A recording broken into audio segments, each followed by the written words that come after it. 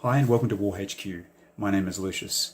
Now the topic of today's video is going to be the Drukhari, and what I'll be doing is one of my old school faction breakdowns like I used to. It's been a while since the last one, but this one's been a little bit in the making. I've learned a lot more about the Drukhari. I've played them competitively within the tournament scene.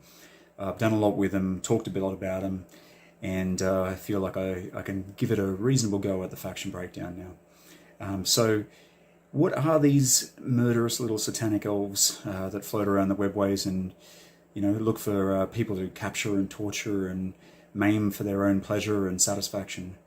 What makes them tick? What makes them a good kill team?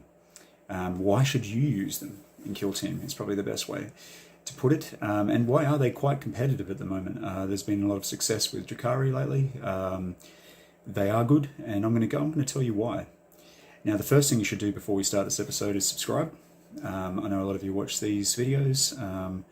It takes you 1 second to do, and it'll help us out a lot to help us get to that first initial point of 1,000 subscribers, which we're well on our way to, but still a little bit off. So we really thank you for that time of doing that. Please like, comment, do all the other things. But for now, let's stay tuned and let's dive deep into the Drukhari.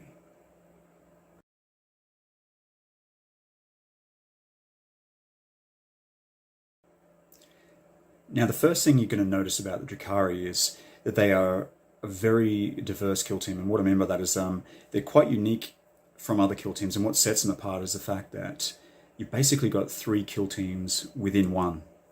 And what I mean by that is you've got 3 distinct focuses that you could give to your field kill team. Now, you have Drukhari Witches, which are very fast, they're great at close combat, they receive awesome invulnerability saves when they're in close combat. You've got some strong witch fighters and a Hecatrix there that can really bust some face in close combat.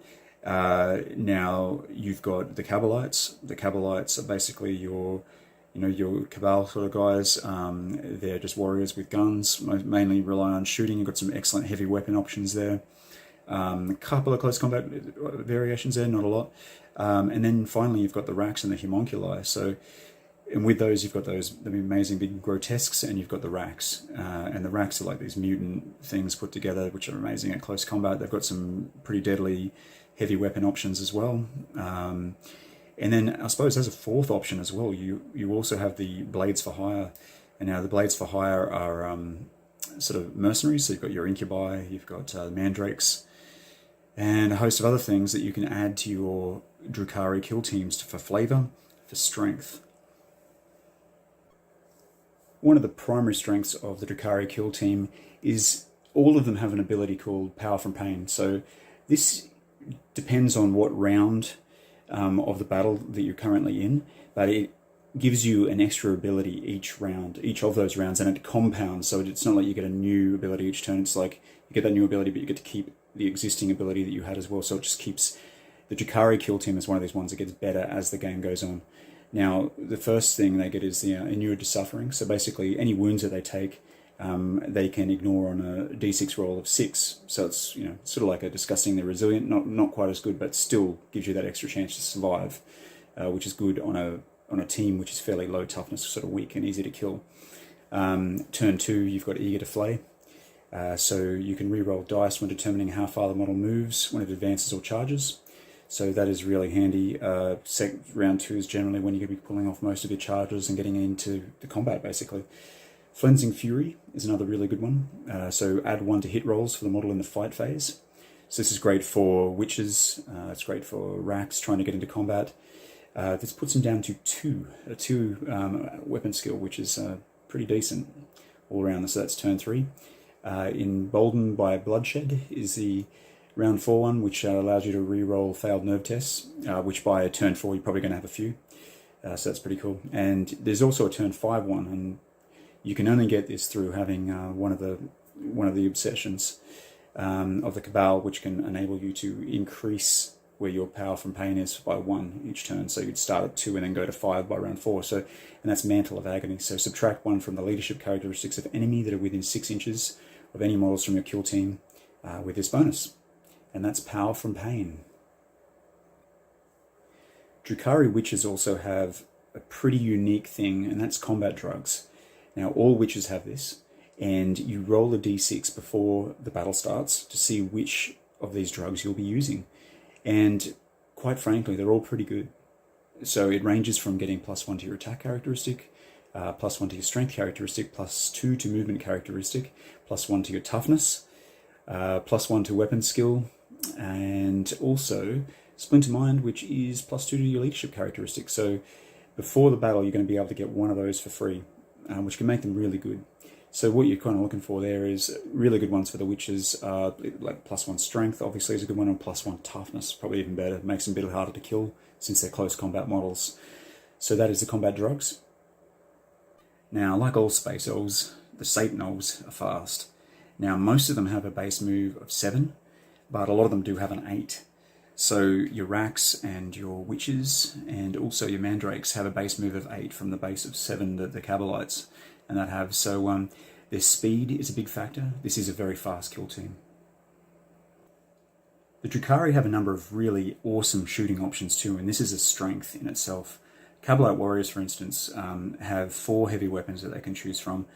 One of each gunner can have 2 options. So it's kind of like the Heretic Astartes in that respect. You can have either this or that. So one of your Cabalite gunners from your kill team may replace their splinter rifle with a splinter cannon or a dark lance, and the other gunner is able to replace the splinter rifle with a shredder or a blaster. Now, all of these are quite good. For example, the blaster, if you're just going to go for something that's just crazy good, it's sort of like a melter gun. It's a single shot weapon, strength 8, -4 AP, and D6 damage, which is brutal. The Dark Lance, heavy 1, 36-inch range, 8 strength, -4, D6 damage. So pretty much the same thing as the blaster, but it has a larger range, double the range of the blaster, and obviously you get those bonuses as well. The Shredder, this one is one of my favorites. It's an assault D6, strength 6, -1 AP, 1 wound, and you can re-roll foul wounds for this weapon as well. And the Splinter Cannon, this one is pretty cool, like excellent against horde armies and stuff like that, because what you've got going on is you can rapid fire 3 at 36-inch range, so half of that, you're going to get double the shots, so you're going to get 6 shots at half range, which is going to be most of the time. And it always wounds on a 4. This weapon's one of those poison weapons that they have, and it does 1 damage, so that's just a volume of fire. 6 attacks from a guy that can shoot with a 3 ballistic skill is pretty decent, so watch those gaunt spams just get mowed down by the dozen. It's good against most things. So that's your heavy weapon options with the Cabalites, but there's also a couple of other models that can shoot quite well too. The Raks are one of those. Now the Raks can get a liquefier gun and then get an ossifactor. So the good thing about the liquefier gun is, sorry about all the notes, it's just how it is. The liquefier gun is sort of basically a flamer, but it's better. Now it's D6 assault hits, it's strength 3, and it's a -D3 AP, so you've got to roll to see what the minus is going to be, and 1 damage. So that's a pretty cool thing. And the ossifactor, 24-inch range gun, again the Rak gunners can use this only, and this is an assault 1 weapon, -3 AP. This weapon always wounds on a roll of 2+. That's pretty strong. So just keep that in mind. And the good thing about this as well with its ossifactor is, if a model is taken out of action by an attack made by this weapon, roll a D6 for each model within 2 inches of that model. On a roll of 5+, that model suffers a mortal wound. Pretty decent. You could imagine some situations where that would be handy. Say the enemy have clumped together and they have a few people giving support to each other, like Tau or something would be a good one, with drones and the gunners around them. Shoot an ossifactor in there, kill the drone obviously, or whatever you're going to be shooting at, and that has a chance of killing models within 2 around it as well. So another 2 really strong shooting options. And one that a lot of people overlook too is the Mandrake has very good shooting. Now it has a Bale Blast, it's called. So the Bale Blast is 18-inch. It's a assault 2 weapon. It's strength 4, -1 AP. But the beauty of this little sucker is, on a wound roll of 6, you're going to get a free mortal wound. So very, very strong. Marine sphere, you know what I mean? Like Bale Blast is great. And there, some of the shooting options you can get, some of the characters, like the champion sort of models, can also get, like a liquefier gun and stuff like that. It just depends on what you're using. But overall, you have some very strong shooting options, and they are within the Blades for Hire, but also within the 3 options that you could use as a force as well. Now, close combat and a variety of awesome close combat stuff is the Drukhari's bread and butter. Hey, like, these guys are great at close combat, and they have many options to be. Let's start with the Blades of Hire. You've got the Incubi, which has an amazing weapon, like the Clave. You can get this thing rolling up to 3 damage on an attack, with its bonuses and special abilities. From a very strong platform of base 3 attacks, 4 if you're the Clave X. Incubi is a very solid close combat model. The Mandrake is another close combat model which kicks ass. It has its Glimmer Steel Blades. It's -1 AP strength user, which is strength 4. It's quite tough as well. Lots of attacks. You'll find with all of these models, they have quite a lot of attacks. Now, the Witches themselves are an amazing close combat model. Now, the Witch, how it works with its saving throws is it's fairly weak when it's not in combat, but when it actually gets into combat, it gets a 4-up invulnerability save, which is very strong. So with your Witches, you're obviously always trying to get them hidden behind cover and then get charges from the blind into the enemy and then get those bonuses, because that makes them very hard to kill, makes them as good as Harlequins, to say. So, and with a base attack of 2, and with most of the Witch fighter options are your best here, and your Hecatrix. Very strong close combat models, and a lot of options you can give them for close combat weaponry as well, with different ways of using them. You can get some which have better AP, you can get some which have multiple damage. So, that's where you can go on that option. And if you're going to take the big boy of the group, which is the Grotesque, that thing's just a close combat machine. It just wrecks face. And another note there is the racks as well. The racks, if you're going to go the rack option as your primary focus, the racks are all fairly decent at close combat. They do lack a little bit with AP. That can let them down a little. But overall, very strong, good attacks, good platform to be hitting guys with. And with invulnerability saves as well, which makes them even better. So, yeah, there's some of the close combat options for the Drukhari. And the ability to mash these together and to put them into a combat-focused kill team, if that's what you're looking for, or a kill team that's combat-focused with good shooting support as well, is what makes the Drukhari a unique kill team and not one-dimensional at all. Like, you can really take them any way you want to go.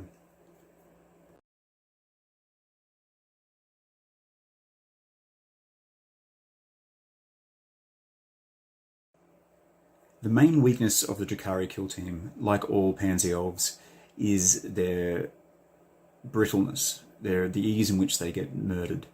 They're not probably as bad as some of the other elf kill teams, and I'll explain why in a second. But your majority of your things, like your Cabalites, even your Witches when they're not engaged in combat, are quite easy to kill, very easy. Toughness 3, very brittle, low saves.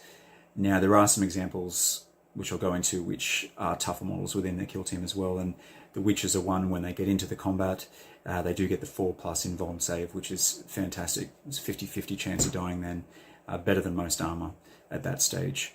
Another mention is the Mandrake has the Shrouded from Sight ability. Now, the Shrouded from Sight ability makes them harder to hit for your enemy, so that makes them tougher in that respect.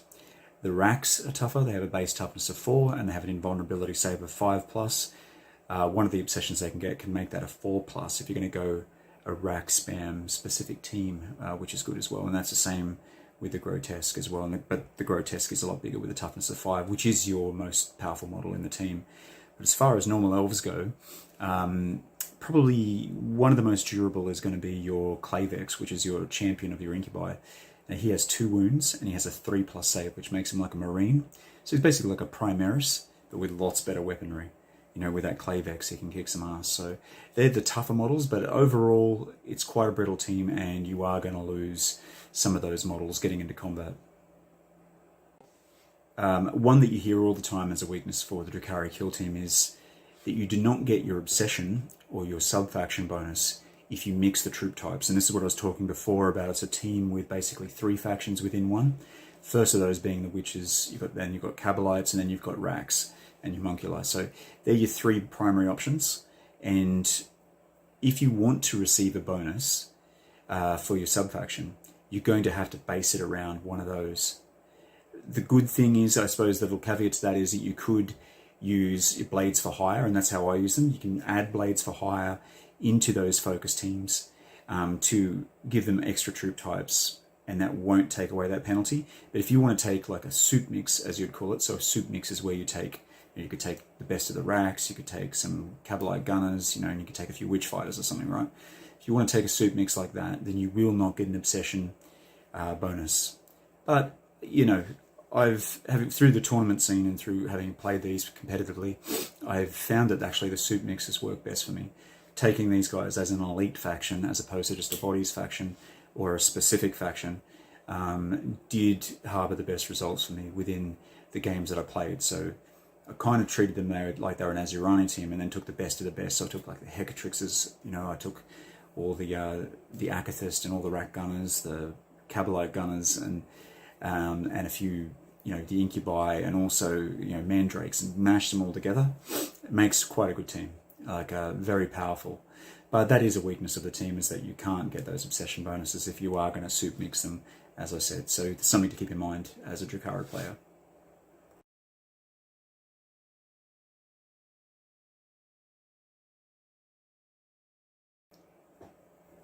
Now, as far as sub-factions or Drukhari obsessions go, they're broken into the three categories, and those three categories are, your Cabalites, your Witches, and your Racks.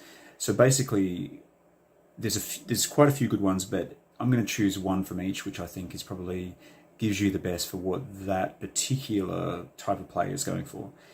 With the Cabalites, I think that the Cabal of the Flayed Skull is probably the best one. So models from your kill team do not suffer penalties to hit rolls for the targets of their attacks being obscured or because of intervening terrain. Everything's going to be obscured. It's primarily shooting if you're going to take Cabalites. I think that's quite strong. My favourite one for the Witches is the Cult of the Cursed Blade. Now, increase the strength characteristic of models from your kill team by 1. In addition, when you take a nerve test for a model in the kill team, subtract 1 from the result. I think for what you're trying to achieve, that +1 strength is probably better than getting an extra attack or something. It just makes their ability to wound a lot better, and that is strong. And as far as the racks go, there's a clear shot favourite for this one, which everyone loves, and that is the Prophets of Flesh. Now basically what this does is it takes your 5+ saving throw and turns it into a 4+. So that means that your Grotesques and your Racks are all going to have a 4+ save, which is off the scale awesome. So they would be my choices for sub-factions for Drukhari.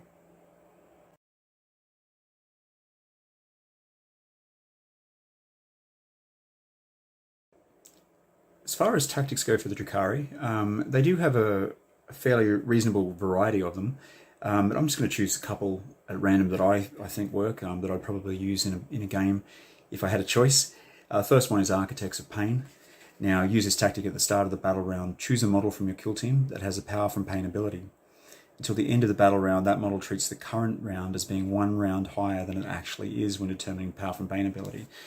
Could be really important, you know what I mean? Like maybe turn 1 you want to get that charge bonus that you normally get in turn 2, be able to re-roll it, you know what I mean? There's quite a few good things on that one. Another one is lightning fast reactions. So use this tactic when a model from your kill team is chosen as the target of an enemy attack in the shooting phase. Your opponent must subtract 1 from hit rolls that target the model for the rest of the phase. You might have an important model, like could be a leader, could be on an objective. You don't want to lose them. This just makes them harder to hit. Just another way of trying to survive, I guess.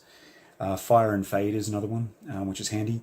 Use this tactic after a model in your kill team shoots in the shooting phase.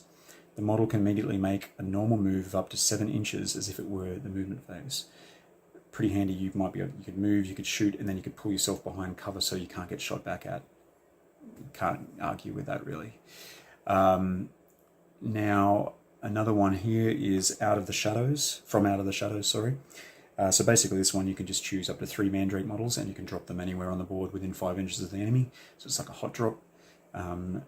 Really, really strong. The Taste of Pain is another one. So when this tactic use this tactic when a model from your kill team suffers a flesh wound. Till the end of the phase, add 1 to the attack characteristic of that model, and ignore the penalty to the model's hit rolls from the flesh wound that it suffered. This could be really handy if you've got like a Hecatrix or something gets into close combat, but someone does a decisive strike on you, gives you a mortal wound or something like that. You can then get an extra attack, which already has a lot, and ignore that penalty to hit. So I rate that one. I think that's pretty good.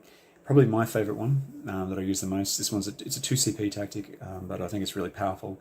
Is the Murderous Rivalry. So use this tactic at the start of the Hammer of Wrath section of the fight phase. The first time it is your turn to fight, to choose a model that is charged to fight with, you can choose 2 models instead to fight with, within 4 inches of each other, and can resolve both models' attacks before any other player can choose to attack. So again, really good. You might have won initiative in turn 2 or something. You've charged in and then you've counter-charged and you've got like all these guys have charged in. 2 CP, you can do the first two attacks, which can be a game changer really, like situational, but it can really be strong and can change the impact of the game. My selections for tactics.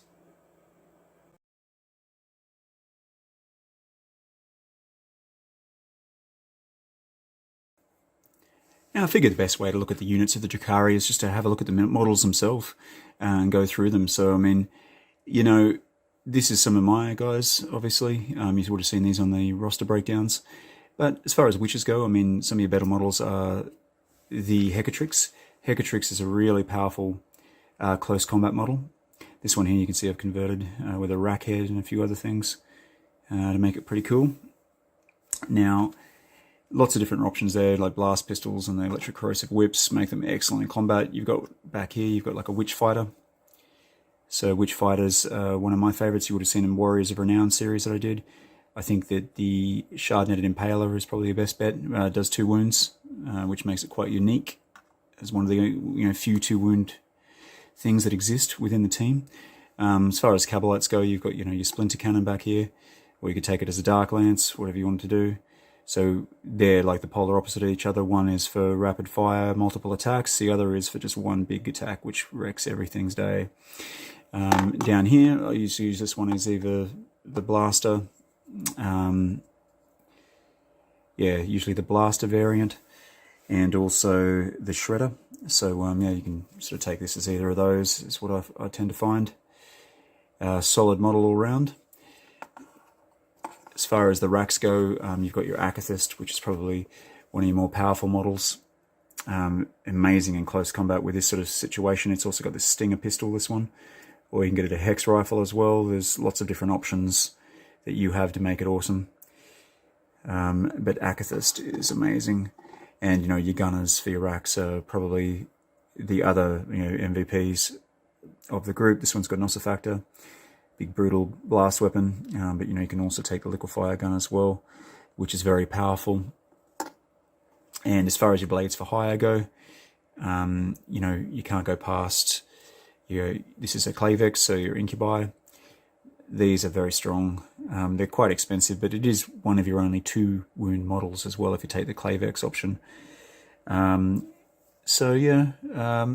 probably if I was going to pick a model which was the best in the kill team, it would be this little fella. It would be the Mandrake. I think the Mandrake, out of all the Drukhari, has the most options going for it. It's got excellent shooting, which can do mortal wounds, and 2 shots, and it's got excellent close combat. It has Shrouded from Sight, so it's harder to hit, and it has an invulnerability save as well. Couple that invulnerability save with your Power for Pain stuff as well, makes it pretty tough, really, like all round. So, and this is a really good link between all of these other models as well. So, having a bunch of Mandrakes with your witches gives them better shooting, or you can use them as close combat, like with your Cabalites. That's just a little overview of some of the units. I wasn't going to go into them very detailed. I've already gone through a lot of these in previous videos, but just give you a little bit of an insight on what sort of models you can use. But I'd say out of the types available, the ones before you are the best. So obviously the gunners for the Cabalites, the heavy gunners and the Akathist for the racks, the Hecatrix and the Witch Fighters for the witches, and the Incubi Clavex and Mandrakes as well. and they would be my choice for the best type of warriors to be using with your Drukhari kill team.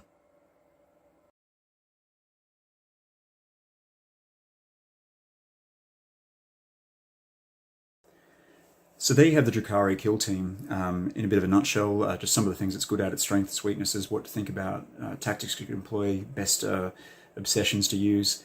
From my own experience, the Drukhari, they're a very rapid, fast kill team, which is great. I like that. I think a lot of the best kill teams are fast. Like if you take Azurani, for example, or Tau, or Tyranids, they're all very fast teams, rely on speed.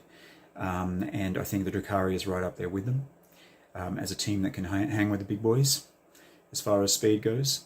But what they have that a lot of teams don't have is the ability to be able to really take a mix of things which wouldn't normally go together. You know what I mean? If you're willing to sacrifice your obsession, you can really take an elite base kill team which can take excellent shooting, excellent close combat, pretty much good at everything. You're still going to always have that little bit of a doubt in your mind with the models being quite easy to wound and kill, but that you can get around that. You know what I mean? It's not the end of the world. I mean, a lot of kill teams are like that, and if you have a look at the current teams like leading the meta and stuff, like Azurani and Tau and Drukhari and stuff, they're not the toughest teams that are the best teams anyway at the moment. So these abilities of this really good shooting, mixed with amazing close combat, it's a winning combination, and then fast speed as well to be able to grab objectives and to do what you want to do on the board. Because, as most of the best players will tell you, is that this game is won in movement primarily. And if you haven't cottoned onto that yet, I think you should, because a lot of players that I play against are still trying to use this stalwart sort of stay back and shoot sort of tactic, or be a defensive sort of player with kill team. And I don't think that's how you win games, just because you've really only got 4 turns to shine and 4 turns to score as many points as you can, and being primary and secondary objectives. So I really think in this kind of game it lends to teams like the Drukhari being good because of the speed that they have and their ability to take rapid action. You can even with Drukhari, you can drop mandrakes in behind, you can get in there like that, you can fire and fade, things like this to get behind cover. They've got a lot of little things in there. I mean, it is going to be CP heavy if you're trying to use all these tactics, but a lot of them are 1 point, the tactics that they have as well, so that makes it fairly doable in a lot of respects. So there you have the Drukhari kill team. I hope you like them, and please let me know how you use them down below. I did make a competitive kill team roster video on these guys a while back, plus I did a video on Witch Fighters in my Warrior of Renown series, but this I wanted to just go a little bit more over the faction itself, just in a general point of view, not specifically at one unit or anything like that. Just talk about it in general and get your thoughts on it as well. But if you like this kind of content, please consider subscribing, like and comment, all those things. And we thank you for your time. Thank you for watching this. My name is Lucius. This is WarHQ, and we're signing out.